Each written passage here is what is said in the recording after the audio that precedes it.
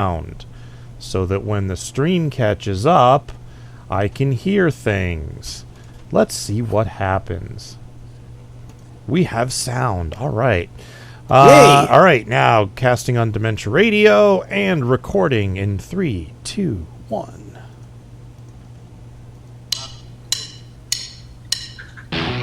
Recorded live on DementiaRadio.org, it's the Funny Music Podcast. Brought to you by FuMP.com, where you can download new free comedy songs twice a week. Now, here's your hosts, Devo Spice and the great Luke Ski. Hello, everyone. Welcome to the Funny Music Podcast. Great Luke Ski is not going to be able to join us tonight, so I am here with Tom Soloka and Mike Renneker, the Belle Isle Rats. How you doing, guys? Real good. Reasonably good is my standard answer. Tom, I'm assuming that's yours too. Yes. Works for me. Welcome to episode 578 of the Funny Music Podcast for July 15th, 2020. Title of this week's episode is Evil Dan and the Masters of Confusion. And your job, should you choose to accept it, is to try to work that into our conversations at some point. So, that's our new thing that we're doing. Wait, one more time on that? Evil Dan and the Masters of Confusion. Okay. We'll consider that a personal challenge. All right. All right. Luke's not here, so let's do the catch-up without him. Let's get caught up with what Devo and Luke have been up to since last week. Or else Devo, if Luke bailed and didn't show up. Hey, what? Oh, he's right. All right. So, what have I been up to this week? Well, last Saturday I went to my first event since lockdown started. I actually went into New York City and saw a concert. Our friend Bonnie Gordon of the Library Bards performs as one of the female singers in a Meatloaf tribute band called the Legendary Pot Roast. So they performed in New York City, and they filmed the concert not for a DVD release or anything, but for a documentary on insomnia, because the lead singer of the Legendary Pot Roast, in fact, the Legendary Pot Roast himself, is a narcoleptic insomniac, apparently. I'm not sure how that works, but they're making a documentary about him, so I'm looking forward to seeing that. Anyway, Bonnie was amazing. It was a great show. That's like saying you're an anorexic overeater. Right. I'm picturing him like he can't sleep at night, and then randomly during the day he just, I mean, I feel bad for the guy because that's got to suck, but That sounds very uncool. it does. So then I got home late at night, about 12:30 at night, Saturday night, and I'm walking my dog, and I got the crap scared out of me by my neighbor's house. Now, two of you don't watch Doctor Who, right? No. No, I didn't think so. There's a bad guy on Doctor Who called the Weeping Angels, who are statues, and they're quantum locked so that when you look at them, they're stone, and when you look away or even blink, they move. They're very, very fast. And I was walking my dog, and the angels are scary as hell. They're really creepy when they're done right. So I'm walking my dog, and I come past these bushes, and there's my neighbor's house and a life-size shadow of a weeping angel on the front of the house. And I jumped a mile.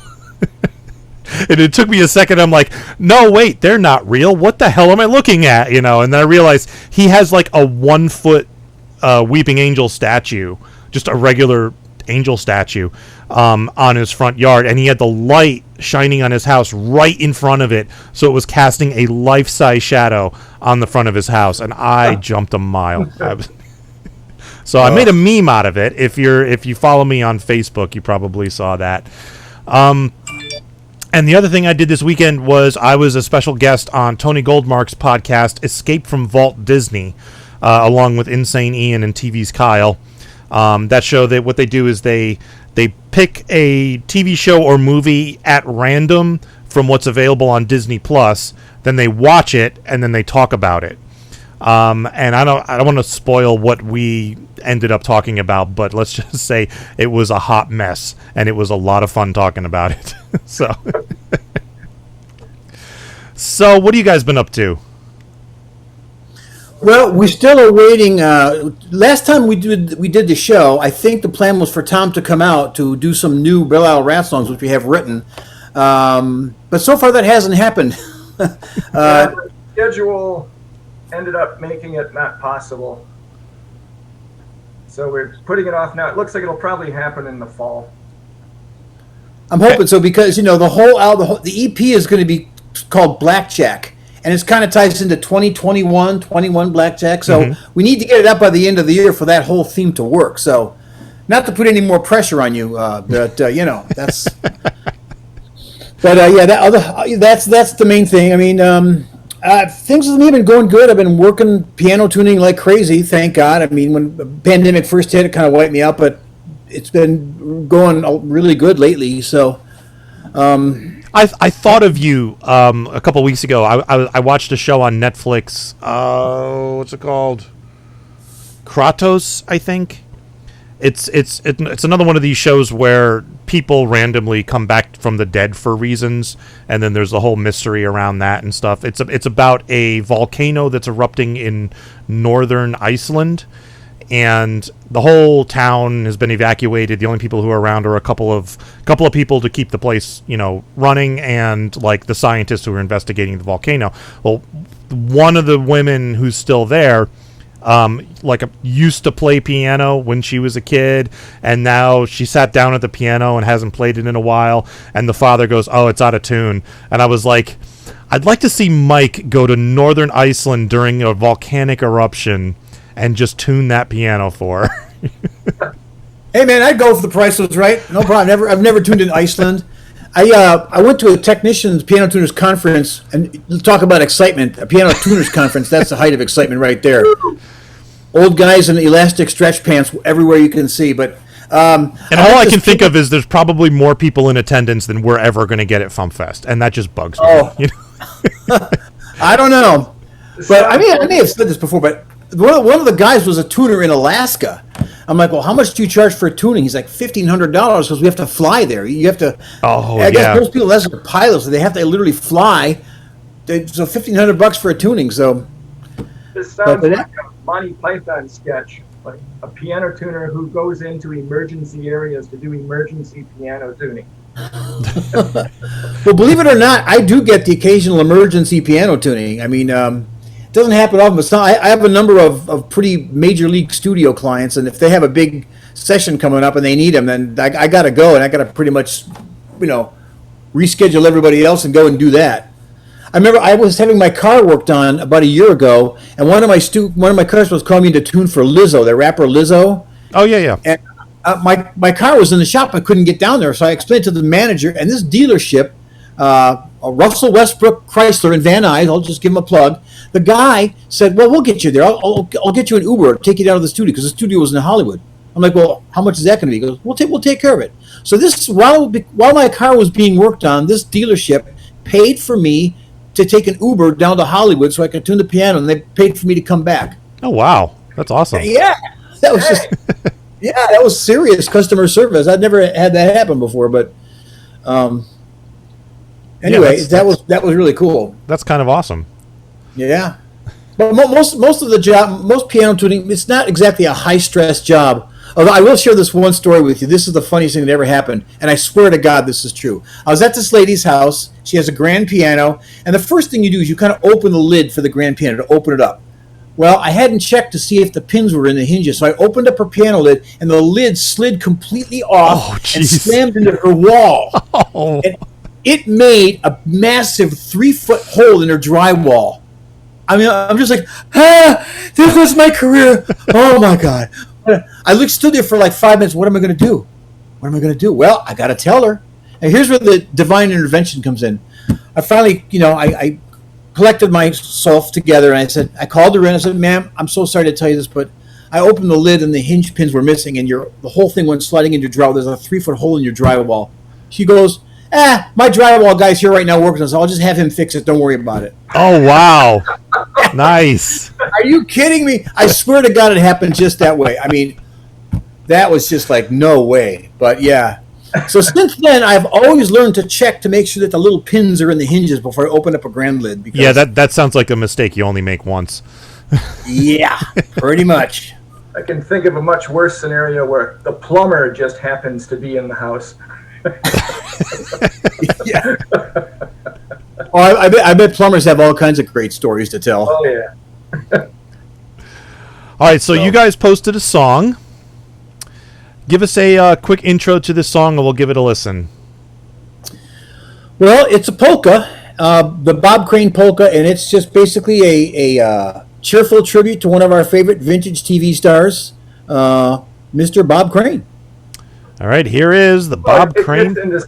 It takes a weird turn there, about 2/3 of the way, 3/4 of the way in. So we can call it a folka.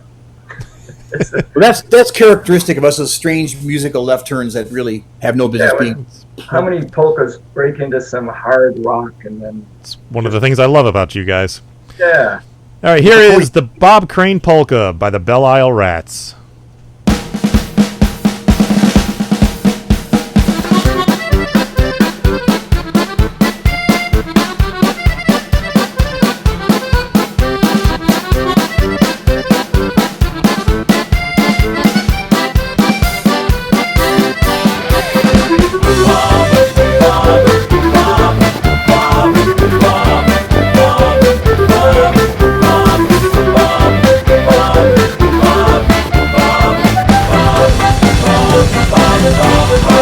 He started as a DJ, then in a TV show with Werner Klemperer and Richard Dawson in Hogan's Heroes. He then appeared in theaters in places like Daytona, till he met his untimely demise in sunny Arizona.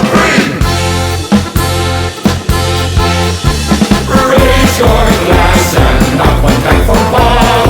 Raise your voice and sing hooray for Bob. Stay up late and push one up for Bob.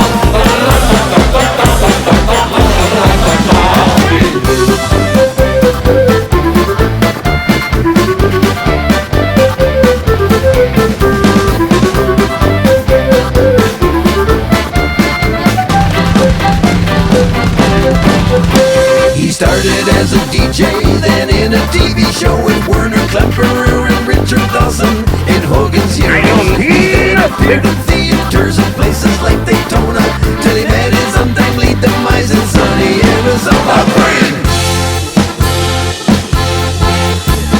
Raise your glass and knock one back for Bob. Raise your voice and sing hooray for Bob. Stay up late and push one up for Bob.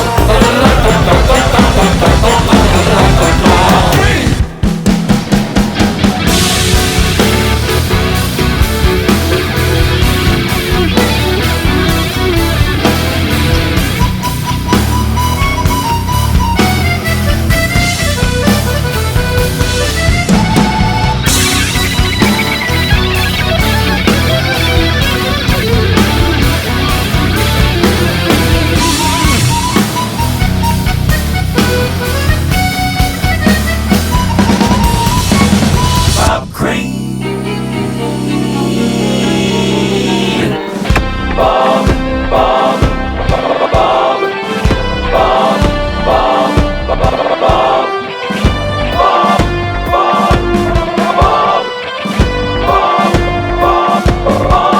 Bob Crane.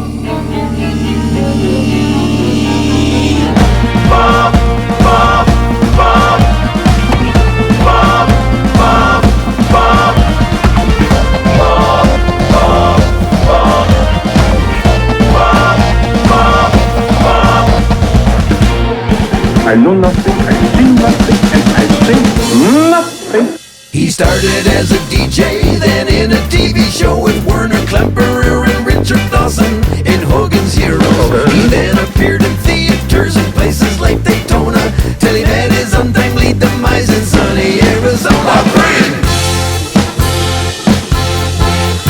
Raise your glass and knock one back for Bob. Raise your voice and sing hooray for Bob. Stay up late and push one up for Bob.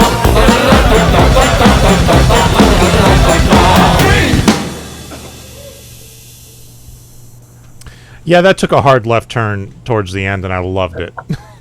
I'd say that's a good sample of a Belle Isle Rats tune. It's very gender specific, genre specific, polka, and then it gets hard rock, and there's killer multi-tracking vocals there, and bombastic fills that had no reason to be there, but they were there for comedic effect. Which were edited in, by the way, as I recall. Oh, okay. Well, I don't, maybe they weren't. I don't remember. Maybe not. Played them because it was like beautifully inappropriate. Yeah, but no, that was just. It's funny because I had that polka sitting around for a while. My brother and I did a video for my dad's retirement party, and I just threw that polka together just as some background music, and then later on I was like, as far as polkas go, that's not too bad, because being from Detroit, I played a number of weddings in Detroit, and you have to play polkas. That's part of the deal. If you do any wedding in Detroit and you're a band, you have to play polkas. At least you did when I was there. Otherwise, they'll throw you out. You got to do polkas. So I thought, well, I should do something with this polka, and lo and behold, it ended up being this. So why Bob Crane? Why Bob Crane? I don't really know. It's just one of those things that I went down to the subconscious river of stupidity one day, and there it was. I think I went through a period of kind of being obsessed with the whole Bob Crane story. You know the story of Bob Crane? I do now. I looked him up because I didn't recognize the name, and I was like, oh, he played Hogan on Hogan's Heroes. Right. Okay, yeah, I watched that. So when that I was the was deal. young. So yeah. But then I'm reading. I'm getting ready for the show tonight, and I read the Wikipedia article on him, and I was like, oh, that's interesting. Okay. Yeah. So for those who don't know, he actually started as a drummer. He actually was a drummer. Then he was a DJ, and then he got into acting, and he was on Hogan's Heroes, which was a hit show from I think 65 to 71. I think it ran for 5 seasons. But then it fell out of favor like most shows do. And back then, those actors didn't know to negotiate for residuals like actors now. Actors now know to negotiate for residuals. I think it's also part of the SAG requirements, isn't it? Yeah, but it wasn't back then. I mean, most of the actors on those old 60s sitcoms, they don't get a dime, you know. But whereas like the actors from Friends, they get, $20 million a year for life for doing nothing, So after the show was canceled, he had a hard time finding work because he kind of got typecast as Hogan, and he ended up doing dinner theater. And then, the story goes he met this friend, this guy named John Carpenter, not the movie director, this guy John Carpenter, who was a video salesman who got him all this electronic equipment. And, Bob Crane was like this big womanizer.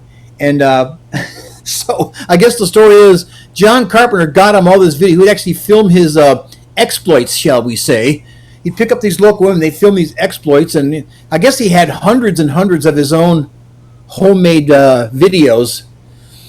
And then, one day in 1978, they find him strangled in his hotel room with a beat over the head. Yeah, bludgeoned to death, it said. Bludgeoned to death. And he also had a phone cord around his neck. And they never officially charged anybody with it, but the strong suspicion is it was that guy John Carpenter, his friend, but they didn't have enough evidence to charge him. I guess they did try to charge him one time, but he beat it. So according to the article, he was later charged, but he was acquitted because there wasn't enough evidence or something like that. And the police apparently did a fairly incompetent job with the with the whole case. They kind of lost evidence and stuff. So. There was that. So I'm reading the article, and it was like, Crane was found bludgeoned to death in his Scottsdale, Arizona apartment while on tour in 1978 for a dinner theater production. They officially remains unsolved, and I was like, oh, that's something I wasn't expecting to read tonight. Okay. Yep. Well, that's one of the reasons why Bob Crane became more of an interesting subject matter, a little bit more. I mean, this is supposed to be demented after all. Yes. Little dark humor has kind of always been a little part of what we do too, anyway. And now you have to explain to me. It's the most entertaining part of the song, where all that beer hall sound with all the voices singing. Didn't you say that you made like each voice its own character? You had a person in mind when you were doing it. Yeah, so like the barroom, the Raise Your Glass, that's basically 20 tracks Wow. Of me speaking in character voice. So the first like, raise your glass, then raise your glass, raise your glass. I just did 20 random character voice. Of course, didn't worry about being in tune or in time because it's supposed to sound like a room full of drunks singing. So, Oh, if you didn't have to worry about being in tune, you should have called me. I would have done a few takes for you. oh man, if only I would have known you then. But the funny thing was like, my grandmother, my mother-in-law was staying with us at the time, and she was in a room across the other room, and she heard the whole thing go down. I felt so bad for what she must be thinking, hearing all these stupid voices. I kept thinking, Grandma, are you okay? Oh, I'm fine. But I just said, what would somebody think hearing that? Like, and this went on it probably took me 2-3 hours to do, and hearing all these stupid voices come out of there. But it sounds exactly like a bunch of people singing in a beer hall. It's perfect. It really does. That whole bit sounds very authentic. Well, that was the goal, and I'm pretty sure there was some alcohol involved too to give it even more realism there. But of course there was. And then Tom, you had the idea of doing the Hogan's Hero drum thing at the beginning. I'm pretty sure. Oh, like just a quick intro. Yeah, because that right away sets the tone. Because that Hogan's Hero started with that drum roll thing. So that cadence. Cadence. Yep, exactly. Now, I haven't watched Hogan's Heroes in many, many years, but it always struck me as weird, like later when I learned a little bit more about history, that that show started in 1965, which was, and it's a German POW camp, right? Yes. And it takes place during World War II, which was only less than 20 years prior. So that's like a show now, like taking place in like Guantanamo Bay about the 9/11 terrorists. Now we create a sitcom now about 9/11 terrorists 20 years ago. I mean, it's so weird that it happened so quickly after the the war. And the fact that they would make a show, those crazy wacky Nazis, boy, aren't they a laugh riot? The hijinks never stop. I bet you're not the first person to have that thought, because it's like a POW camp have a bunch of fun goings on and hijinks. Like, what? Yeah, it actually was funny. Like, oh, it was. Yeah, I watched it when I was a kid. I was hysterical. I loved it. But it's like, as an adult looking back, and I'm like, that's a weird choice. Why would you do that? It's iconic. Like, you say, I know nothing, in that Sergeant Schultz voice, most everyone knows exactly what you're talking about. Yeah, that's a show that probably wouldn't get made today. Just like Blazing Saddles wouldn't get made today. See, everybody says that, and they always throw Blazing Saddles out as the example. And I disagree. I think it could be made today because it's really good satire, and it's really well done satire.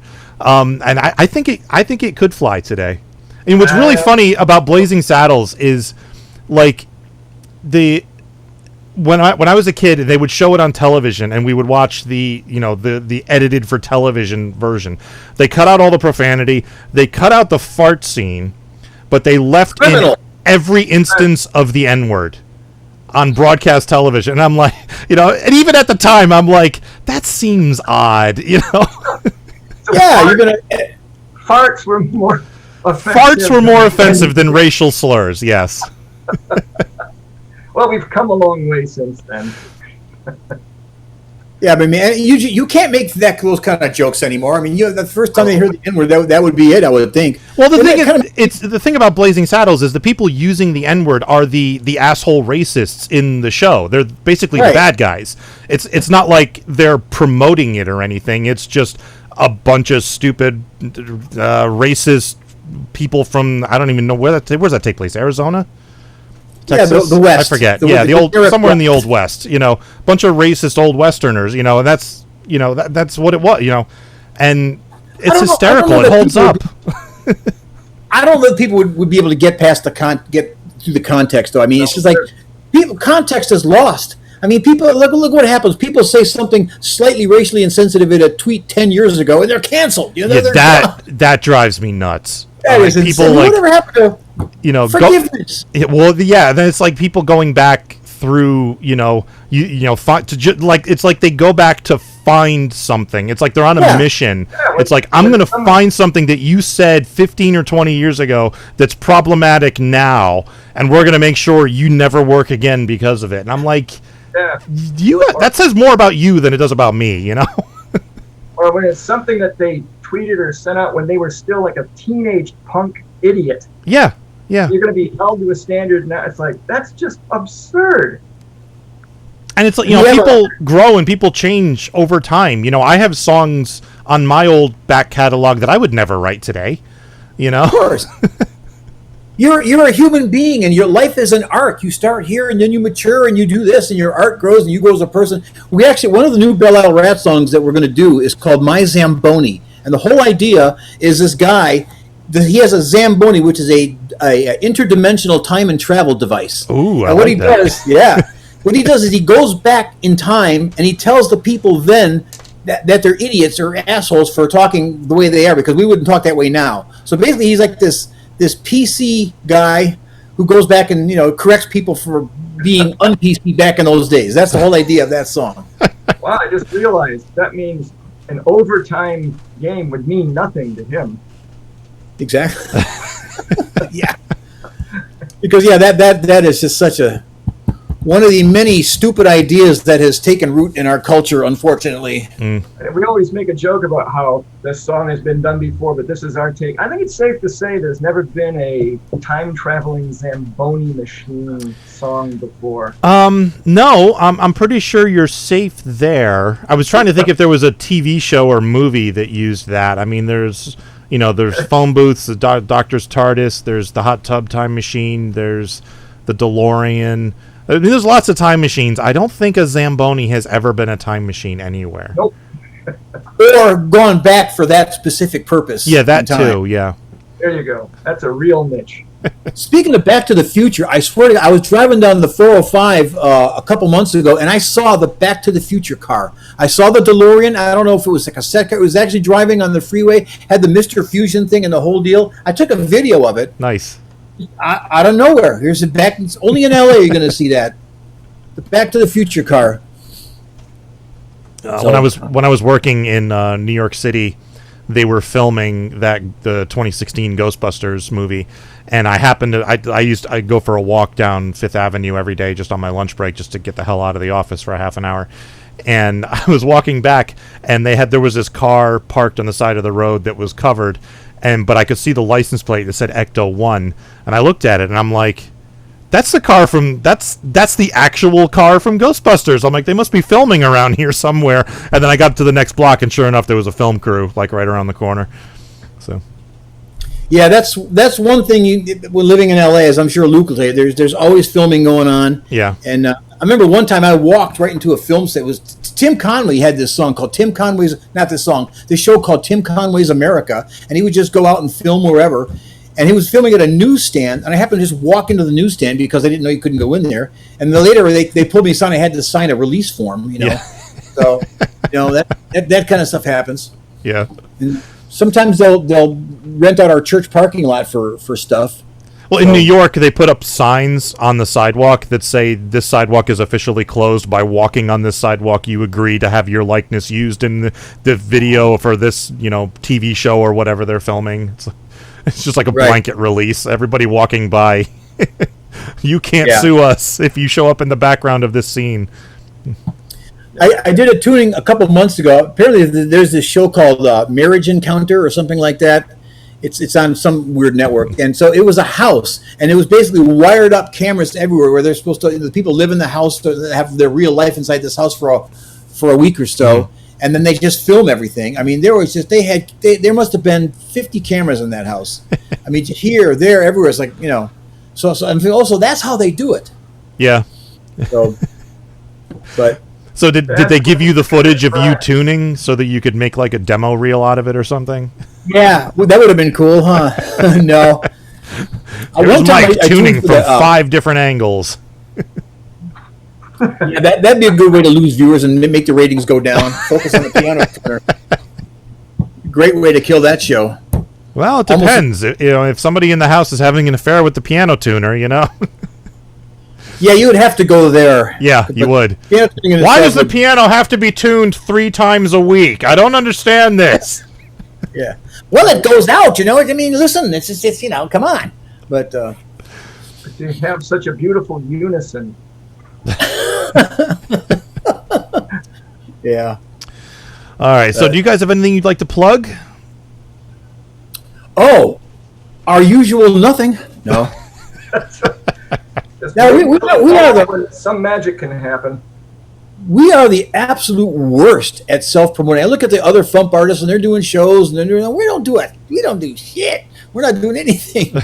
No, we write music, and but we don't care. You know, we're happy to do this, and play and write songs for our 5 or 6 fans, and kind of go on from there. Mostly just for fun. But at some point, that could change. Who knows? Sometimes I get a bug. I should really start promoting the Rats more, and then I don't. But so really, we're just promoting our music website. We're on YouTube. We're on Spotify, Apple Music, all the main digital platforms, and the website BelleIsleRats.com. Tom?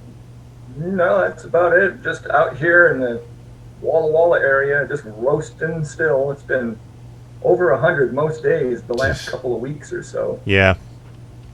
Well, we had a family reunion in Vegas about a month ago, and it was 115 one day Ouch. in June. It usually doesn't get that hot in June, but it was 115, and it was so hot. We were driving around Red Rock Canyon with my dad and my 2 brothers, and it was so hot that like the AC could almost not keep up in the van. You know, something is like it's like barely working.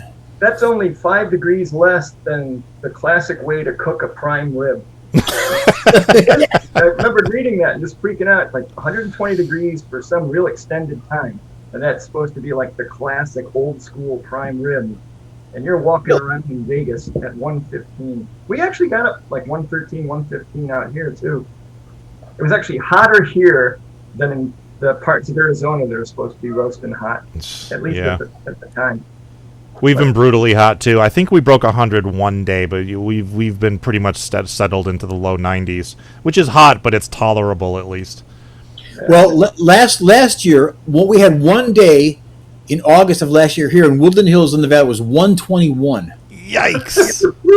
Hottest I've ever experienced in my entire. And apparently, that was the hottest it's ever been in LA, and ever since they were keeping records. So yeah, that's got to be brutal. Yeah. I mean, I remember during the Gulf War, the veterans, complaining about Iraq and Afghanistan hitting 130, and I'm like, and you're in full gear with backpacks and heavy shit, and oh god. That would be horrible. And I think they actually have to take into account planes wouldn't be able to launch with as much weight because the air is thinner. It's harder. You need more time to get it off the ground because it's. Oh, I didn't even think of that, but yeah, you're right. Yeah, it's just bad, but that is brutally hot. It was so hot, it made me want to lift up a Ziploc bag filled with blue and white ping pong balls. That's how hot it was. So. Whoa. Boy, I didn't see that's hot. That's hot, yeah. You know it's hot when that's going to be just so you know, that's going to be the screenshot that I pull for for when I post this on YouTube. So just get people to watch this. Why is Mike holding up a bag of blue and white balls? Okay. So. Oh, was it that hot? Holy moly! When you're holding up a Ziploc bag full of ping pong balls, baby, it's hot. So. All right, so we're going to move on to news and whatnot. You guys are welcome to stick around. Otherwise, I'm just going to tear through the rest of the show by myself. Yeah, I think I'm gonna head out, but always a pleasure. All right. Thank you for joining us. Host. And we'll catch you next time. Looking forward to that Zamboni song. Thanks again. Yeah, man. All right, take care, guys. Yep. Bye. Time for fun. This is the FuMP. Only people with too much time on their hands do jury duty. Only people who've got no significant plans do jury duty. I got places to go and people to see, not stuck with some upright citizenry. It might do it for you, but it doesn't for me, not jury duty.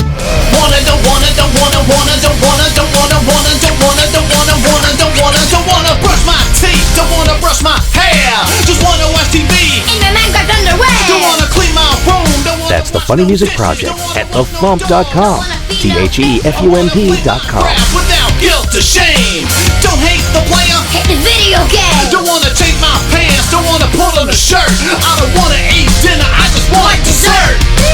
Yelling from the portal in my dryer where all the socks go. There's a hole in space at the back of my dryer. Travels to some place with a piece of my attire, and the situation has grown pretty dire. I'm about to run out of socks. Time for funny music news. Something. In the news, Brian Gropner, aka DarkNES of the Gothsicles, is now a character in Vampire: The Eternal Struggle, Bruja Preconstructed Deck.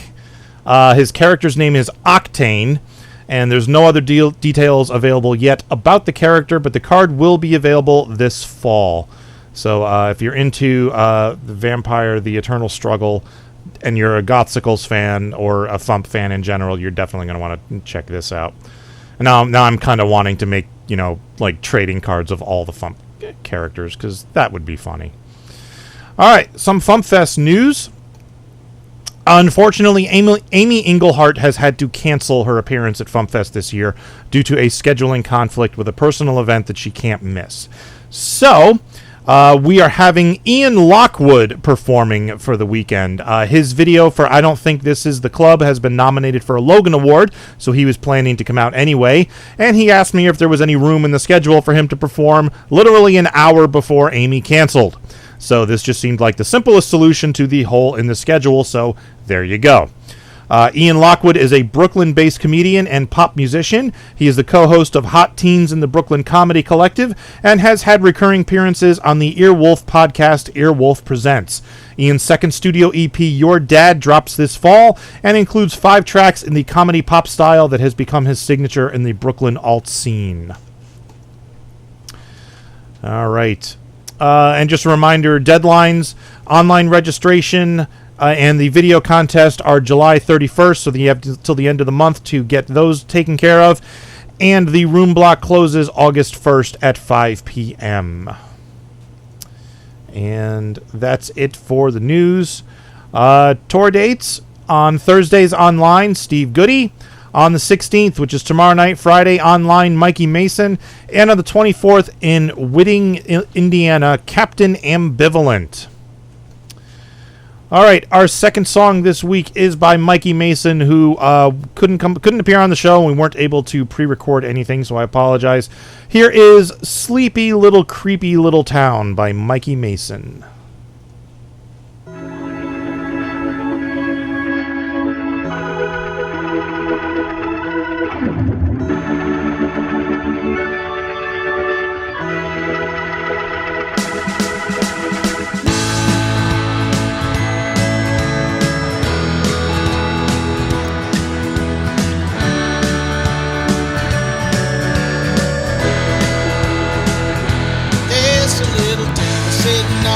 Shoulder, there's a little monster swimming in the bog.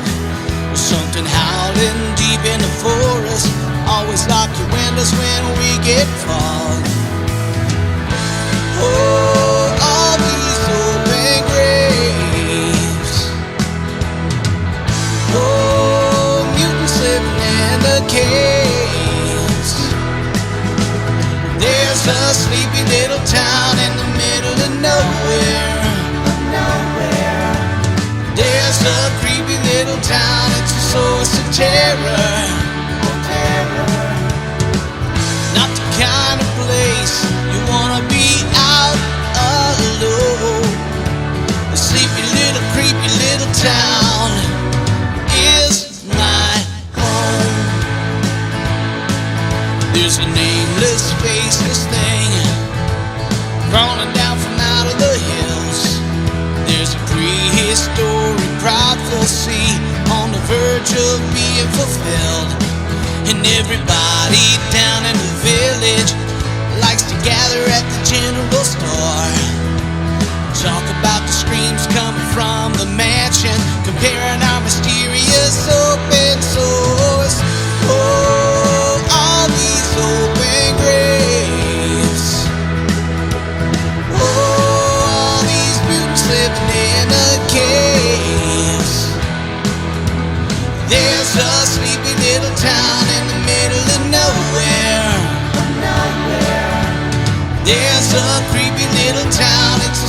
source of terror. It's not the kind of place you wanna be out alone, but the sleepy little creepy little town is my home. And there's a necromantic circle of the understanding stones. You can find it easy, you just follow all the scattered bones. Don't let the witches come and see you by the abandoned well, 'cause they might seem sociable, but no one's ever lived to tell us. Just a sleepy little town in the middle of nowhere. It's a creepy little town, it's the source of terror. It's not the kind of place you wanna be out alone. The sleepy little creepy little town is mine. It's a sleepy little town in the middle of nowhere. It's a creepy little town, it's a source of terror. It's not the kind of place you wanna be out alone, but the sleepy little creepy little town is my home.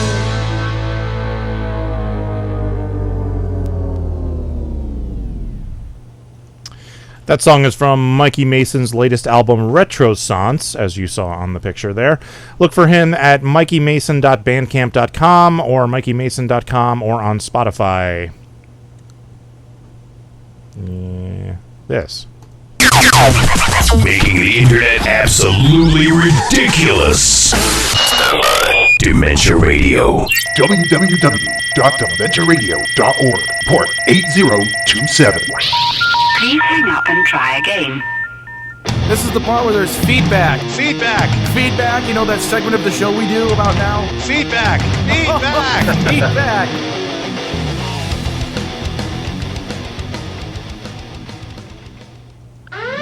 Draconosaurus. Draconosaurus. Draconosaurus.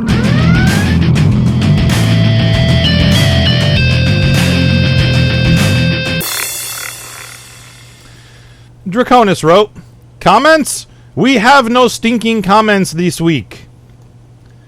And when he wrote that, that was true, except that we did have a comment that came in on last week's episode that apparently went up after I pulled the comments from last week's episode. So Alvarint wrote, "Devo, any word on when the schedule for FuMPFest will be up?" Soon. The schedule is done. I sent it out to all the artists just to make sure everyone was okay with their slots and there weren't any conflicts or anything. I've heard back from a couple of people. So far, so good.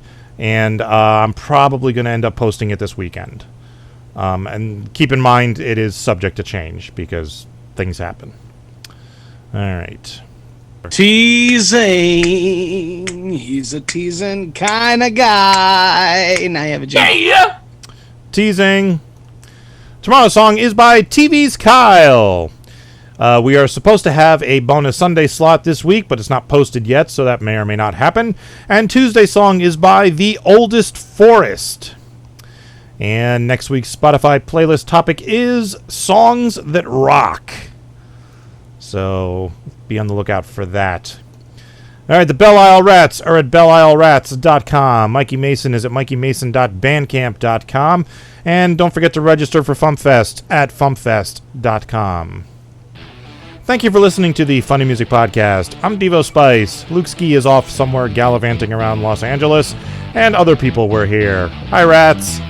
Thank you for listening to the Funny Music Podcast. You can listen live every Thursday night at 10 p.m. Eastern, 7 Pacific at DementiaRadio.org and join us in the chat. Or subscribe to the podcast feed. Look us up on iTunes and be sure to leave us a review. Feedback for the show can be sent to info@thefump.com. The Funny Music Podcast is a production of FIDEM Interactive, LLC, released under a Creative Commons share-alike license. Tell your friends, tell your enemies, shout it to random people on the street. And be sure to visit thefump.com for the latest funny songs. Tune in next week where you'll hear Luke Ski say, Watch Mickey Mouse or die!